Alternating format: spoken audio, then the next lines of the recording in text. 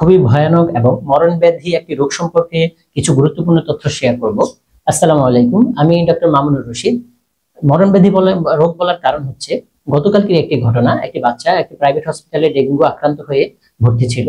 তো হঠাৎ করেই তার অবস্থা খারাপ হয়ে যাওয়াতে তারা আইসিইউতে রেফার করছেন, কিন্তু আইসিইউতে আসা মাত্রই আমরা দেখলাম বাচ্চাটি আর আমাদের মাঝে নেই। এমনকি আমরা প্রায় দেখে থাকি যে বাচ্চাদেরকে আইসিইউতে অভিভাবকরা নিয়ে আসেন খুবই খারাপ অবস্থায়। তখন দেখা যায় বাচ্চাদের প্রেশার পাওয়া যাচ্ছে না, পালস পাওয়া যাচ্ছে না, কিংবা অনেক বেশি শ্বাসকষ্ট নিয়ে আসে, অথবা তখন দেখা যায় জ্ঞানের মাত্রাও অনেক কম থাকে। তখন আমরা অভিভাবকদের সাথে কথা বলে বা হিস্ট্রি নিয়ে জানতে পারি যে তারা বলেন বাচ্চা 4-5 দিন থেকে অসুস্থ, কিন্তু প্রথম 3-4 দিন দেখা যায় উচ্চ তাপমাত্রার জ্বর থাকে, কিন্তু 3-4 দিন পরে জ্বরটা কমে যাওয়াতে তারা ভাবছেন যে হয়তো ভালো দিকে যাচ্ছে।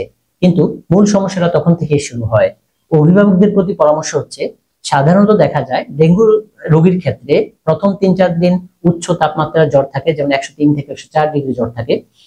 4তম দিন থেকে জ্বর কমা শুরু করে, কিন্তু মূল সমস্যা হচ্ছে এই জ্বর কমার সাথে সাথে বাচ্চার প্রেশার কমে যেতে পারে, কিংবা রক্তের অন্যান্য উপাদানগুলো কমা শুরু করে, এবং অন্যান্য সমস্যা যেমন প্রেশার কমে যাওয়া, পেটে ব্যথা, ডায়রিয়া, শ্বাসকষ্ট, রক্তক্ষরণ, এমনকি খিঁচুনি পর্যন্ত হতে পারে।